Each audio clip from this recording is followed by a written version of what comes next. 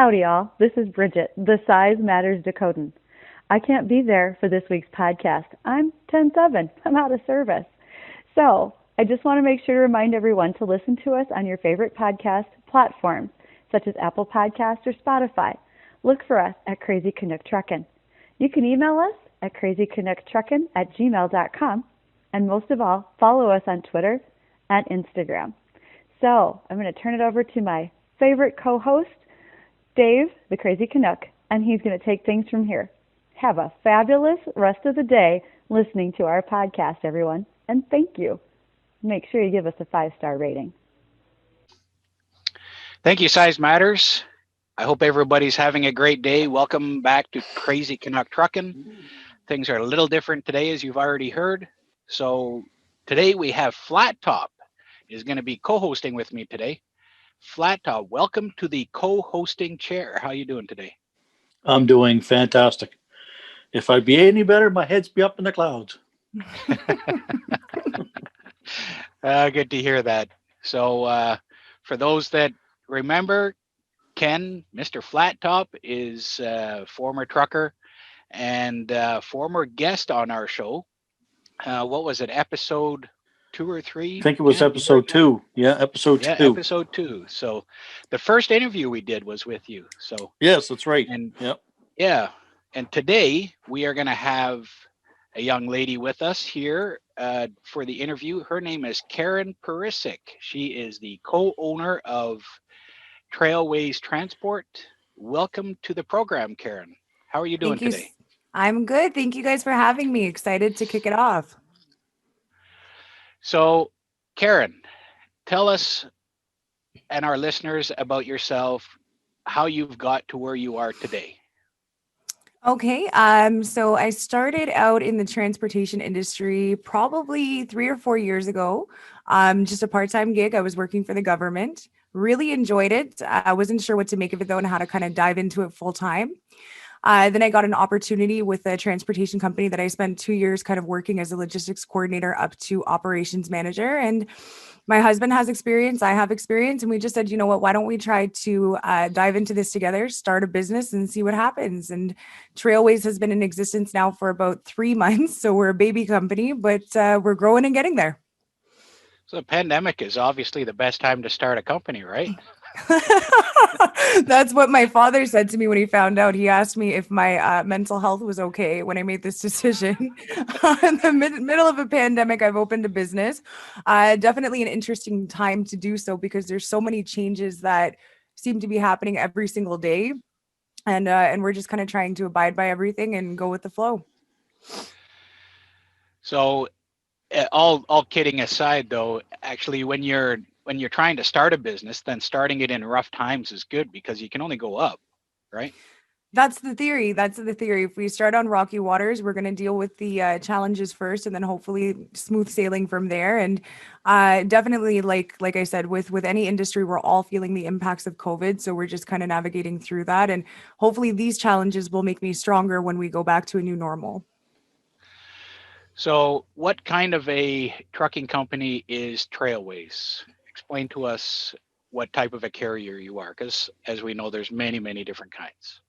For sure. So for this one here right now, we're starting off as a brokerage. So we're not asset-based just yet. Something we're hoping to do in the future, maybe within a year or so. And we're starting with we're trying to be in a niche market where what we're offering to customers is not just, oh, we'll cover your load and find a carrier, but we're trying to provide solutions to I guess, take care of all of their shipping needs. So specialized things like if you guys need a yard marshal for assistance with your loads, we can offer that as well. If you guys need, drop trailers, we'll try to coordinate that. Things that a lot of carriers normally do, but we're trying to do it where we can cover all of the freight of that person. So every single lane we'll find the appropriate solution for, and then just kind of trying to take it like that. So just trying to be a little bit more specialized with things that may not normally be offered. It's very interesting. Ken, you had a question?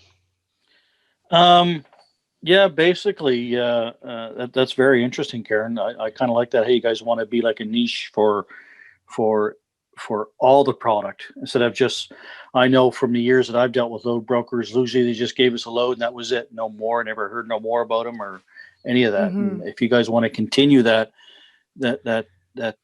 part of the journey and have people, help out, say with yard marshals or trailer storage or what have you, that's fantastic. Thank you. We definitely think that building relationships is important, and it doesn't just go with customers, it's with the carriers too. So my goal is to try to offer dedicated freight like that. I find that makes the best outcome for everybody. Then the customer gets accustomed to what type of service they're expecting for each of their lanes or product types, as opposed to like what you said, which I'm familiar with too from the transportation side. You get a load from a broker, then you never hear from them again. 6 months down the road, you get another one and nobody even remembers that they work together. I want to change that. I want to kind of work regularly with each of the carriers that I work with, as well as the customers. So not just be fly by night type of thing. Yeah, exactly. Mm-hmm. What, how is it looking so far? You say you're 3 months in. How's it looking? Obviously you're cold calling people. Yeah. Favorite part of the job, cold calling. Lots of cold calling, lots of social media presence. Blessed that my husband is very, very good with social media, me not so much, but he's been able to create some cool content for our website, for our different platforms. And we've also been lucky that I guess because I've been in the transport industry for a couple of years, some people kind of heard what I was doing and they reached out to me. So that was awesome. Just kind of, hey, I've been thinking about working with you before. Now you have your own company. Do you want to try shipping a load for me? See how it goes. So I've been able to establish relationships through previous experiences as well, which was really cool. And where are you based right now? So I'm in Windsor, Ontario. And one of my other partners is in Markham, Ontario. So those are our two main hubs right now. Okay. Yeah. I was thinking you were in the GTA area. So yeah, you have somebody working out of Markham. So yeah, so we kind of got two hubs. What I'm finding right now, and I guess it's because of where we're located, our customers are split between the London, Windsor area and then the general GTA area right now. So it's actually been kind of nice because of COVID. I can't really go physically see my customers here, but that's definitely a plan when the time comes. And then we also have my partner in Markham who can do the same thing for our customers in the GTA. So the split up worked out pretty nicely. I'm a new resident to Windsor. I haven't been here that long, but I've already noted that there's a lot of transportation companies up here, a lot of logistics service providers, and a lot of shipping people up here. So it seems to be a good hub to kind of get my feet wet.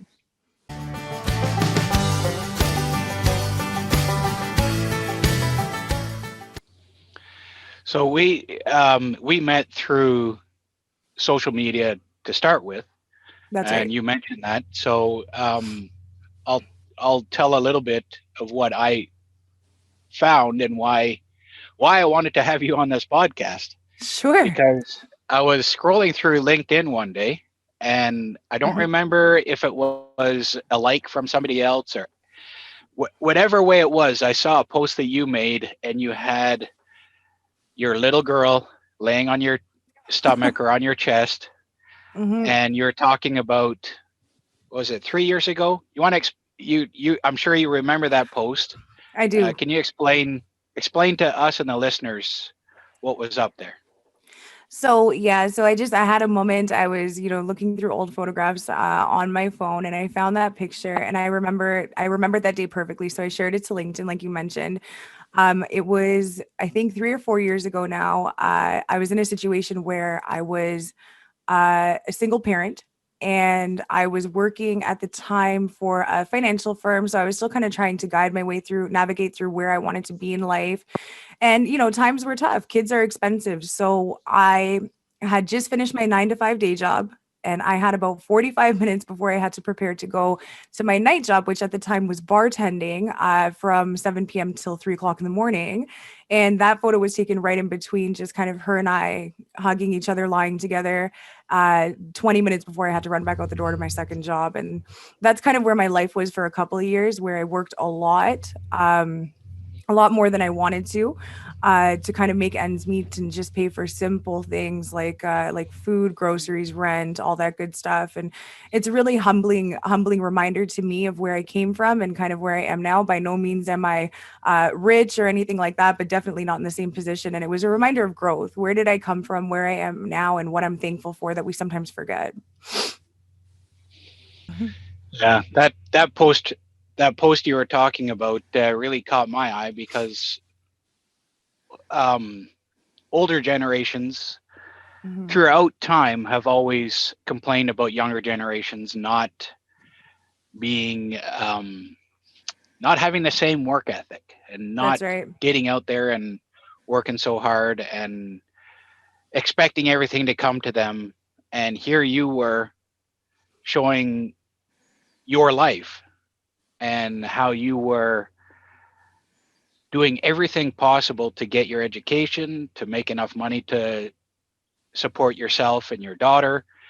And that really touched my heart. So thank you for being a younger person that shows that this actually goes on all the time. And I keep trying to tell that to other people that there's a lot of great young people coming up in our industry, and don't step on them, but encourage them and help them along.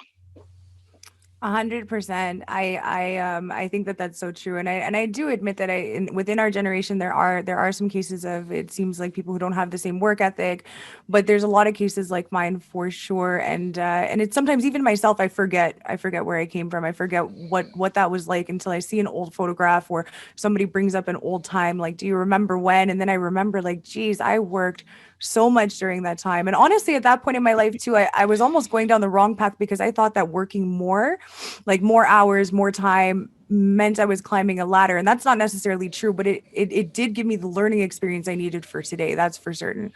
110%. I needed that to kind of guide myself. And I actually had a call, one of my kind of it's through work, like one of my peers, not that works with me but works with a fellow company, called me, and she's a younger girl, she's in her early 20s now, and I don't realize how much my posts can affect people, my content, my discussions. And she called me and she said that she was thinking about a new work opportunity, whether she would leave the current position she was at because she felt she's been stagnant. And we were talking, and then I asked her, I said, well, what made you think to call me for advice? I'm just curious, kind of left wing. I wasn't expecting you to call me with this. And she said, are you kidding me? You inspire me so much. I read your content, I see where you came from, and look at where you are now.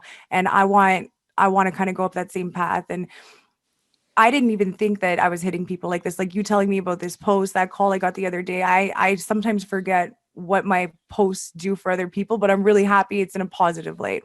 I don't want to shed negativity. There's so much of that in the world. If somebody can take one part of my story and say, hey, if she can do it, I can do it. Believe me, if I can do it, anybody can do it. It's not that hard if I managed it.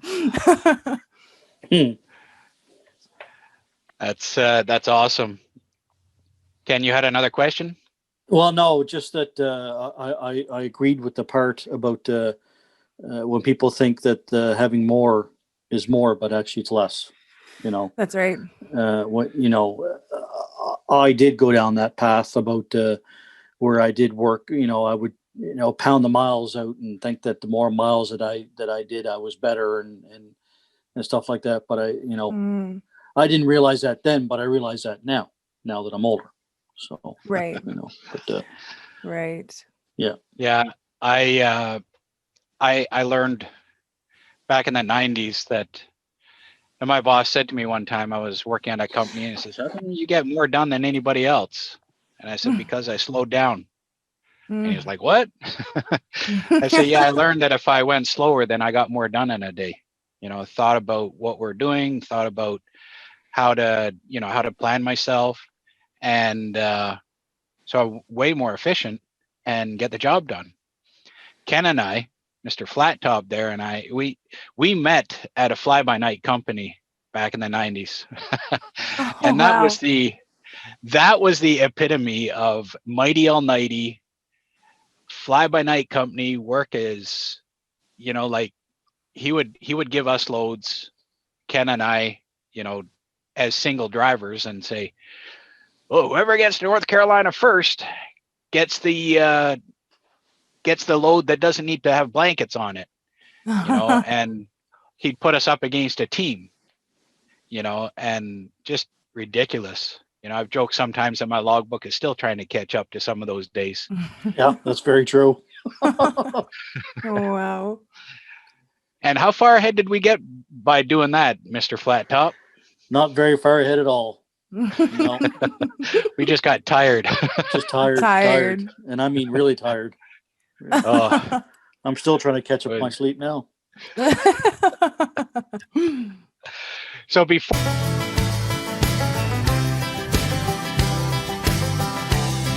you started working in the transportation industry, do you have any family or anybody involved in trucking? How was the transportation job or the place you went to just something you fell into because you met some qualifications, or what was the start for little Karin?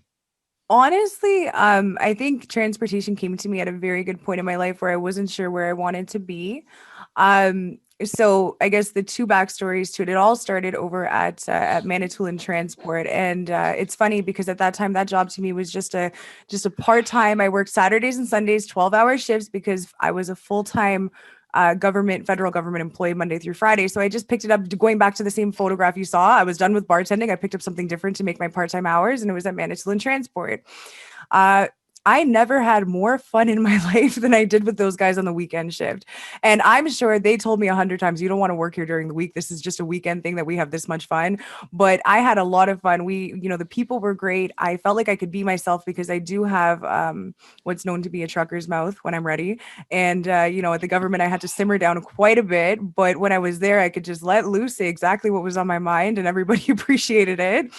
And the second thing that happened was that's where I met my husband. So he was on the dock side of things. I was in the dispatch office, and he was a manager there.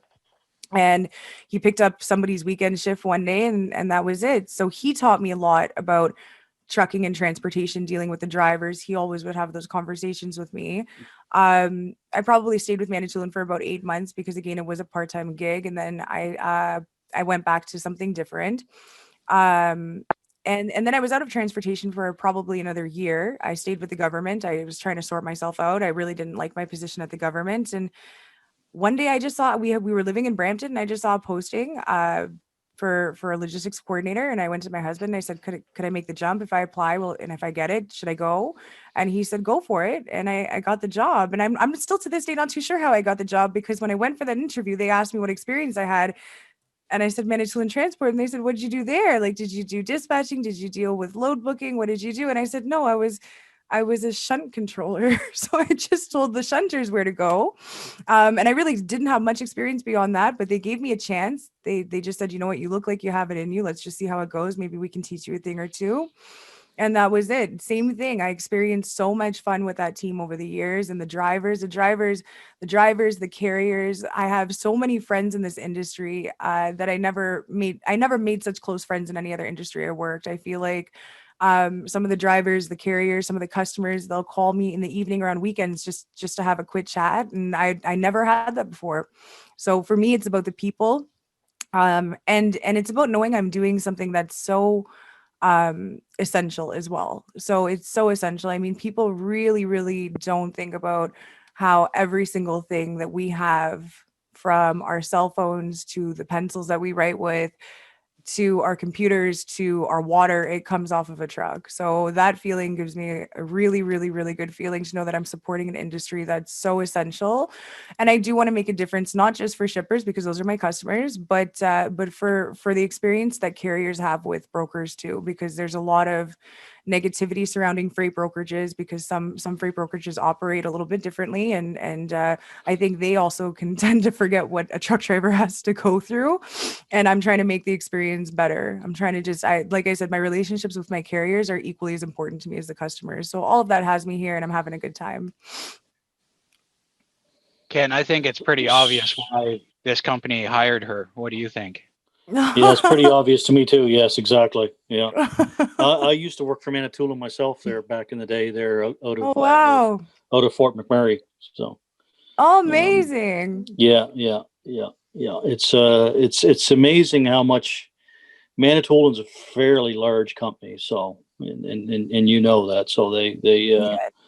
and it was, and to be honest with you, it was one of the better places that I did work at. So Yeah. Yeah. They were a lot of fun, but always very, very, very busy. Always. Oh yes, very busy. Yes. Yeah. Very busy. I think at the time that I was working there, I didn't even, like I said, so fresh into logistics, I didn't have an understanding of exactly how large of a company I was working for. It only hit me years later when I was working in logistics full time that I was like, wow, when I worked at Manitoulin, I never realized how big their operation was. And now I kind of see it and I understand it a lot better. And they're a very large company, a very large player in the game. Yes, they are. In my experience, and Ken can fill in on this a little bit, but my experience in trucking is that if you have the attitude that you have, Karin, and if you it really doesn't matter so much what your experience is. It matters more the attitude, the fun you have, or the how am I trying to say it? The atmosphere you can bring with you into your job, because it is a tough job, and it's stressful, and it's very busy. And if you can show yourself as somebody that is happy to take on the challenges, then the experience almost doesn't matter. Ken, you have something to say about that? Yeah, that your attitude plays a huge part. It really does.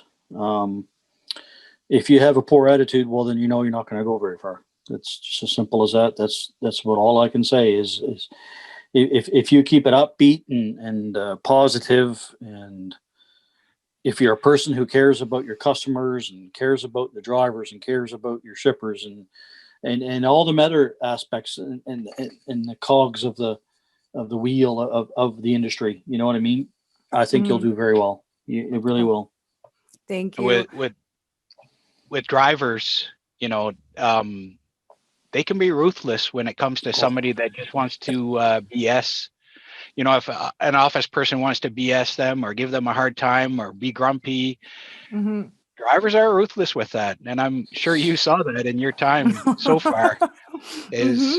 We don't pull any punches. And like you said, your trucker mouth can, you could unleash that at a trucking company a little easier than working for the government. That's right. And drivers appreciate that. I really would rather have somebody tell me straight up, this is messed up, than somebody try to tell me that it's the best thing that's ever happened to me. 100%. Like, excuse me. Yeah. And talking about brokers, as drivers, we don't always have a lot of good to say about brokers. And it's really nice to hear what you're trying to do and fully support you in trying to start up a company and be the difference. I've used that hashtag in my social media posts a lot, is be the difference.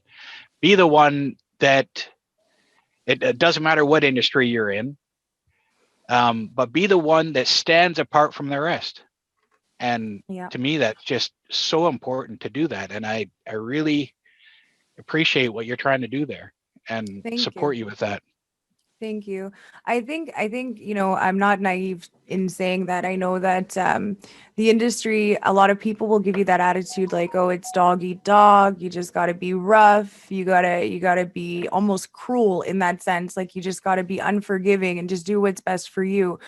And I am approaching it differently. And I know I'm not coming in as a shark. I'm coming in more as a kitten in the corner, trying to be a little bit different with my approach. But my thing is just that I think that I don't want to become known as, brokers, like you said, they already have, some of them have a negative name brokers as a whole can have a negative name in the industry. And I just want to prove that we can be different. And I think the more people I can have on my side on both ends, carriers and customers, the stronger I'm going to come out.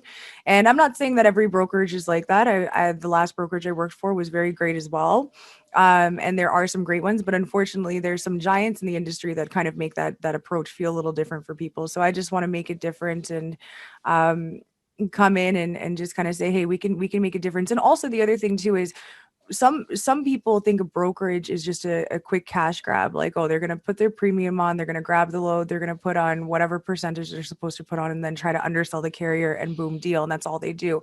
For me, the reality is, and I'm hoping this will change for me as I continue to grow, my experience and knowledge is more in a customer service basis, a little bit of sales, a little bit of customer service, social media.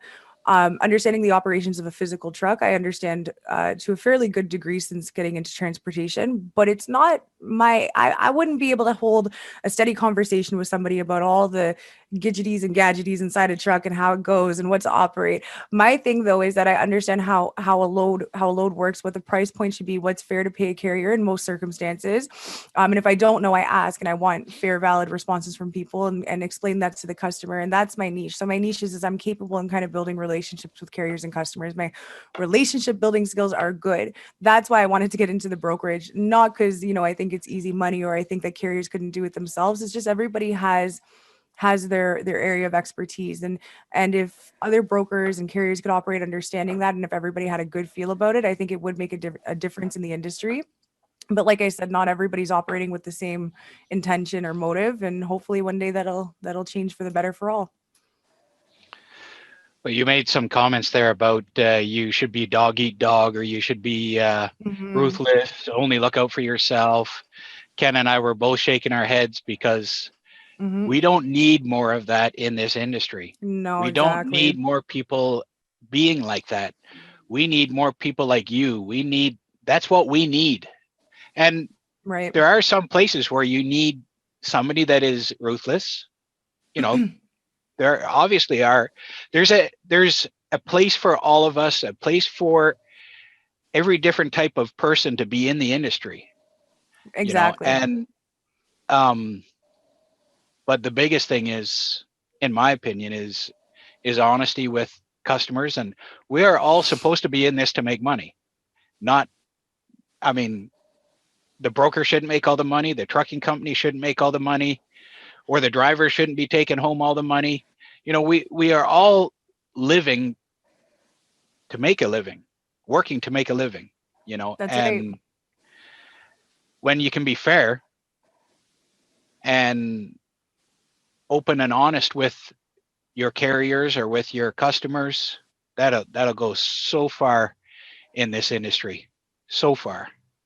100%. That's what I agree with. Yeah, there's no blanket to cover it. Nobody's doing this for charity right now, but at the same time, there's a level of fairness. And you said that word a couple of times. I should have mentioned that honesty is so key. Honesty to the customers, honesty to the carriers. The number one reason why brokers sometimes get a bad name is because we either forget to tell the truth to either our customer or our carrier. And we do that to save ourselves, right? We think maybe I won't tell them, and then they'll just take care of it when the time comes, or they won't notice. And that's the worst policy. It's just better to be upfront right from the bat. Hey, this is how it's going to happen because of this situation, or hey, this is what we're looking at doing. Full disclosure, here's the complications surrounding it. What can we do, right? Yeah. Yeah. Don't ever lose sight of that. That's a very good way of looking at things. I remember one time I dealt with a broker out of Pennsylvania, and we were kind of the middle guy, and the broker wasn't so quite honest with he wasn't forthwith with the customer to where I was at the time to get the load picked up and stuff like that. And then when I got to the customer and said, well, no, this is actually where I was and what was going on, the customer took the load away from the broker and gave it directly to the carrier. Right. Just because that broker wasn't honest, and that's important. Always stay true to yourself and stay true to the customers that you're dealing with. And, that's the way I've always looked at doing things anyways. I agree with you 100%. And I think that the indiscrepancies or the kind of forgetting to tell the truth, that can go on any part. It's not just brokers, carriers, customers, shippers. It can happen on any level where somebody, eliminates a key fact in what's going on. But I think that in general, yes, the key that I've learned is people are afraid to tell the truth because they think they're going to get yelled or screamed or lose the load in the initial moment. But the reality is, if you tell the truth, as soon as you realize something is what it is, it's a lot better than trying to hide or mask the truth. and telling it when it gets found out, without you being able to provide reasoning, right? So for sure, 110%. And like you said, that's a great story. Carrier ended up winning because you guys got the load directly, but it could have gone sideways for all. It could have been that the shipper said, well, I'm not going to load it anymore because y'all are late and we're supposed to be here 6 hours ago, and you're trying to explain yourself, and they're saying, well, that's not what your dispatch told me, because a lot of the times they think the broker is the dispatch, right? And That's then right. you're explaining, no, that's not true. So it just avoids a huge headache for all. And then like I said, the shipper may be upset with the initial truth, but they're going to be a lot happier than dealing with that exact situation that you were in. Exactly. Mm-hmm.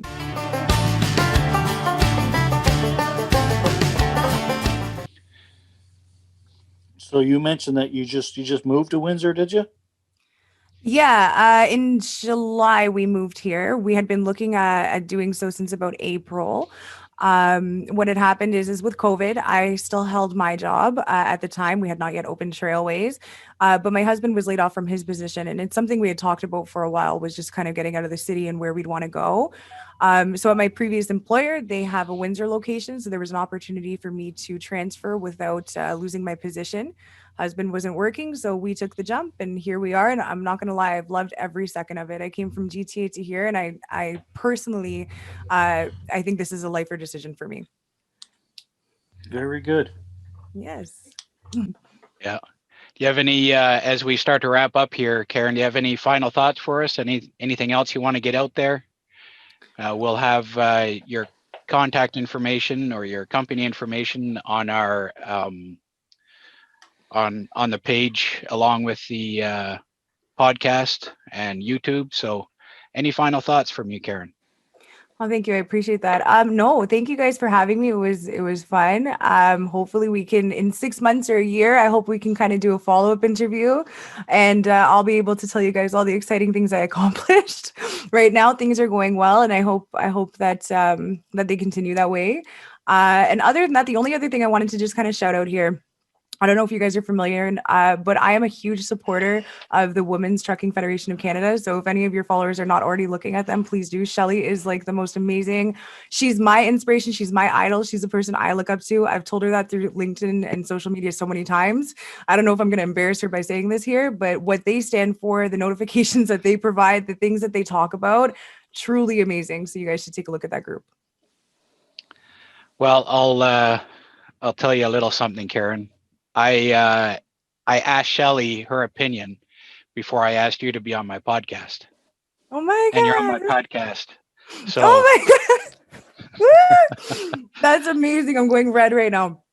She's truly amazing, and so are the people she has in that group and in that network. I follow that page, I share her posts, and she posts such important things about mental health awareness for the drivers, road conditions, so even just updates of things going on in the news, the washroom thing she's fighting for. I think all drivers should have access to restrooms when they're working. I'm sure you guys can agree to that. That's just simple basic human rights, and everything she talks about I stand for. There's not one single thing she's posted that I've been against. So that's amazing. Thank you, Shelley. I'm here. No, she's amazing. I talk to her quite often and bounce ideas off her because she is very smart. So Yes. I want to thank everybody for listening to Crazy Canuck Trucking, and I hope you'll follow and pay attention to what Karin is doing with Trailways Transport. And thanks to Jesse James Dupree and Dixie Inc. for the music It Didn't Fall From the Sky. Check that out. Go to Jesse James Dupree and follow along with that pandemic song written during the pandemic. It's a great song. And Flat Top, thank you very much for coming on and being with us today. So I'll let you say goodbye, Ken. No problem. I'm going to say goodbye to everybody. Remember, drive safely. And the other piece of advice I can give before I go is if you're having issues with mental health, just reach out. That's all I can say. Yeah, so. Exactly. Yep. From the sky, magically appeared. It was brought here on his back, shifting 10 hard